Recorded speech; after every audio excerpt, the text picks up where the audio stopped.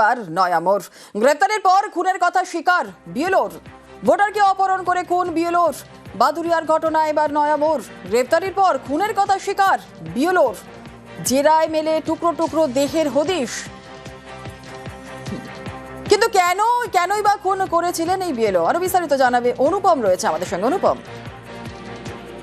দেখো জুনেলা, এই যে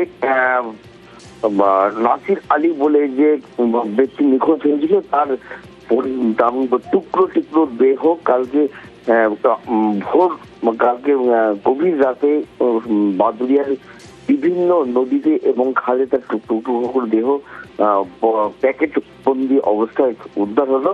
এই যে ঘটনায় যখন এলাকার মানুষ রাস্তা অবরোধ করে বিক্ষোভ দেখাচ্ছিল, এলাকার মানুষ ক্ষোভে ফেটে পড়েছিল, সেই সময় বাদুরিয়া থানার পুলিশ রিজাউনাল হোসেন মন্ডল বলে স্থানীয় 22 নম্বর বুথের এই বিএলওকে গ্রেপ্তার করে এবং সেই বিএলওকে গ্রেপ্তারের পর তাকে জিজ্ঞাসা করে, তার আরেক সঙ্গীকে জিজ্ঞাসা করে। এই দুজনকে গতকাল 10 দিনের পুলিশি হেফাজতে নেওয়ার পর তাদেরকে জিজ্ঞাসা করার পর গভীর রাতে এই নাসির আলীর যে টুকরো এই বিএলও কেন খুন করলো এই বিষয়টা কিভাবে জানা যাচ্ছে?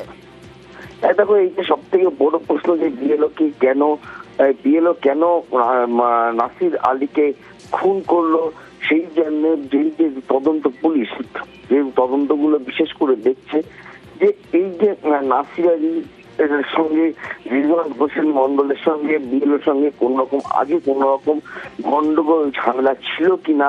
আবার রিজওয়ান হোসেন মন্ডল নাসির আলীর ছেলেকে পড়াতে আসতো 2 বছর আগে, তার বাচ্চাকে পড়াতে আসতো, সেই সময় নিজেদের সম্পর্কের মধ্যে কোন রকম ব্যতিক্রমী কোনো কিছু ঘটেছিল কিনা, যার জেরে আজকে এই মৃত্যুর মতন এরকম নৃশংস খুনের মতন ঘটনা ঘটলো। তার মানে এরা পূর্ব পরিচিত ছিল। বেশ, অনেক ধন্যবাদ।